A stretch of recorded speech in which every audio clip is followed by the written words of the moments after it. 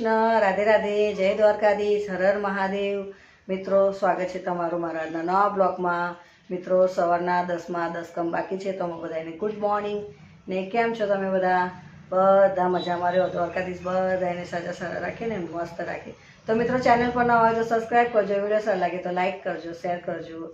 તો મિત્રો જો મસ્ત નાહી ધોઈને એકદમ ફ્રેશ, પૂજા પણ કરી લીધી, ઘરમાં પોતું મારી લીધું, પાણી ભરી લીધું, વાસણ ઘસીને બધું કામ થઈ ગયું। અને આજે ઠંડો ઠંડો પવન મસ્ત આવે છે એટલે આજે સ્વેટર કાઢવાની નથી, હું ઠંડી વાગે છે। તો ચાલો મિત્રો, હવે જમવાનું બનાવવાનું છે, પણ પહેલાં રોટલા બનાવી દઉં પછી બનાવું શાક।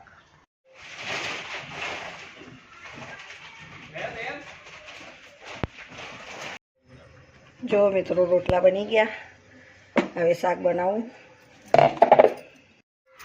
વટાણા બટાકા મસાલો વાટી કાઢ્યો, લીલા મરચાંને ટામેટું, લીલા મરચાં, આદુ, મીઠી લીમડી, હળદર, જીરા પાવડર અને લાલ મસાલો, લાલ મરચું અને શિમલા મિર્ચ, વટાણા અને બટાકા।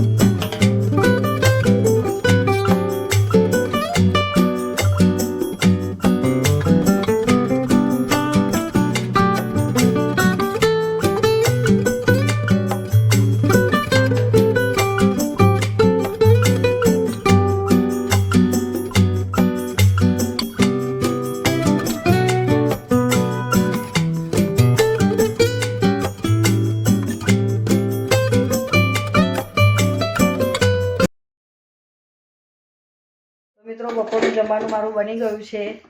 વટાણા બટાકા અને શિમલા મિર્ચનું શાક બનાવ્યું છે અને ઘઉંના રોટલા। તો ચાલો મિત્રો, આજ માટે આટલું જ। ચેનલ પર આવો તો સબસ્ક્રાઈબ કરજો, વિડીયો સારો લાગે તો લાઈક કરજો, શેર કરજો। તો મળે નવા બ્લોગમાં। જય શ્રી કૃષ્ણ, રાધે રાધે, જય દ્વારકાધીશ, હર હર મહાદેવ, બાય બધાને।